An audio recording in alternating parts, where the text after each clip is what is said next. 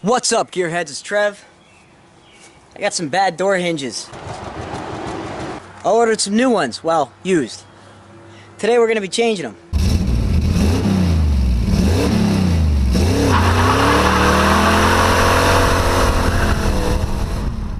So here's my eBay hinges. Problem is, I cannot reach in here with anything but a ratcheting wrench, which is too weak, to get to the hinges. I've got to take the fender off. To take the fender off, I've got to take the headlight out. I wonder if the corrosion on this plug is my turn signal issue. I'll have to clean that up and then see if the signals work right.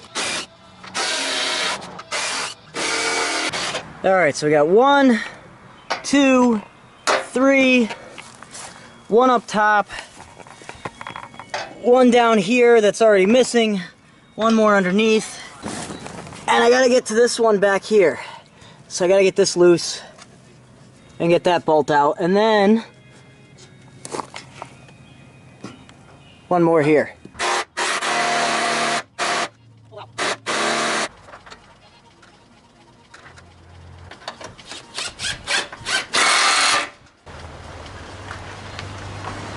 Alright, well I get to play with a seized bolt.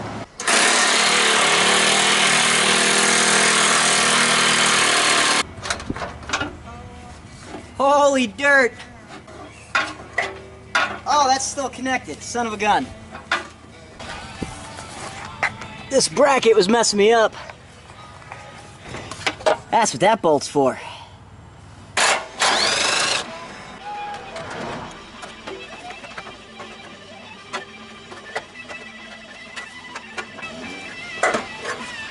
There we go.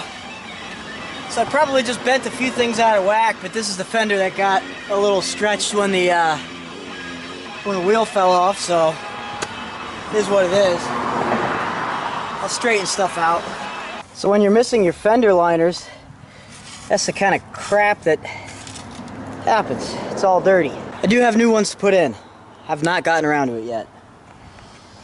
But now I can access my door hinges. And way to pay attention, Trev. Scratch the hell out of the door. Good thing the paint's ruined and I'm planning a paint job anyway, but that still kind of sucks. Alright, so the door moved a little bit.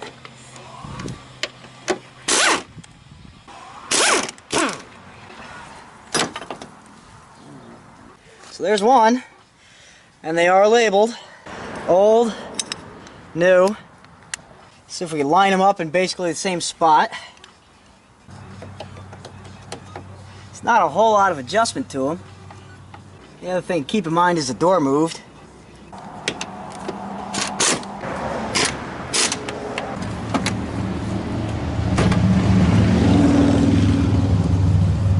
The bottom hinge still needs to change. So here's where we need a little bit of help. I need you to lift on the door up and down like this. Oop, yep. Stop.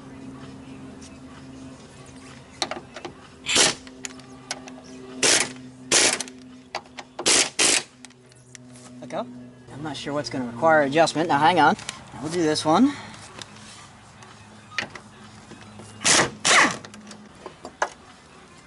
And that is the one that was just smoked. Got all this play in the pin. Go down a little bit. Nope. Up.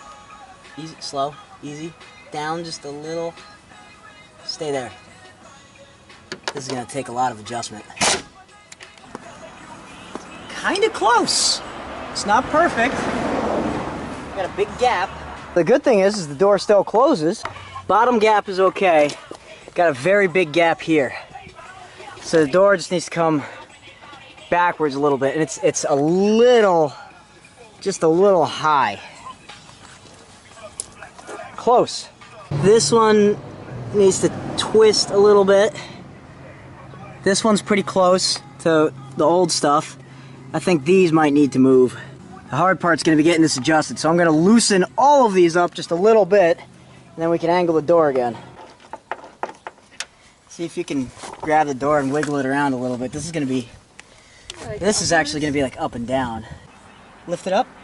I should have left the hinges on the door tight.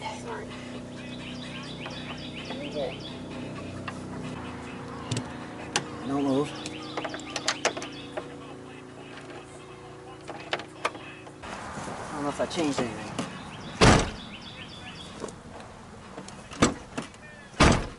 Down just a little. Stop.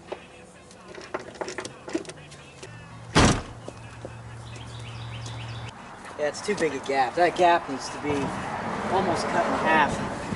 Otherwise, the fender's gonna hit this. Too much. Down. Down. Too much. Down just a little. Lift up just a little bit. Hold on.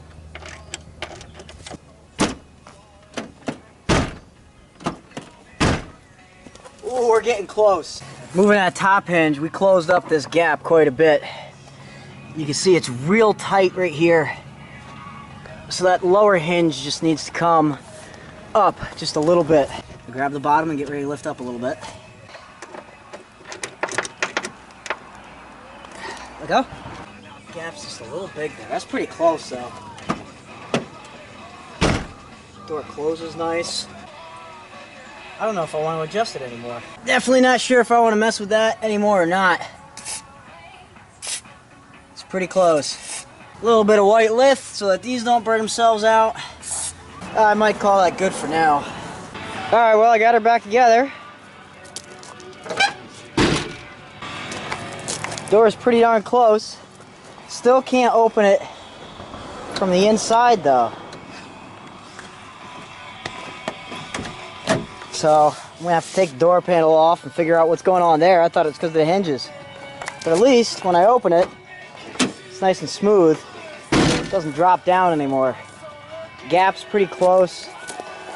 Fender gap was already messed up. But until next time.